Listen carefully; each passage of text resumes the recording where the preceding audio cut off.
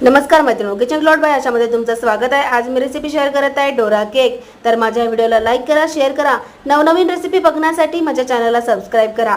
सर्वप्रथम आपण chocolate syrup बनवून घेऊया।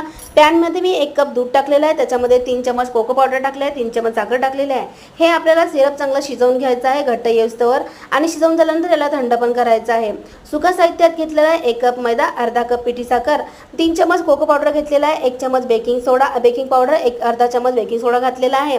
हे मिश्रण आपल्याला छान चाळून घ्यायचं आहे आणि दुधाच्या सहाय्याने आपल्याला हे भिजवायचं आहे। हे भिजवताना आपल्याला केकच्या बॅटरपेक्षा थोडं जास्त पातळ ठेवायचं आहे आणि आपल्याला पॅन मध्ये तूप किंवा बटर टाकायचं आहे आणि 1 चमच आपल्याला व्हिडिओ दाखवल्याप्रमाणे 1च चमच आपल्याला त्याच्यामध्ये सोडायचा आहे आणि दोन्ही साइडने चांगलं त्याला बेक करून घ्यायचं आहे।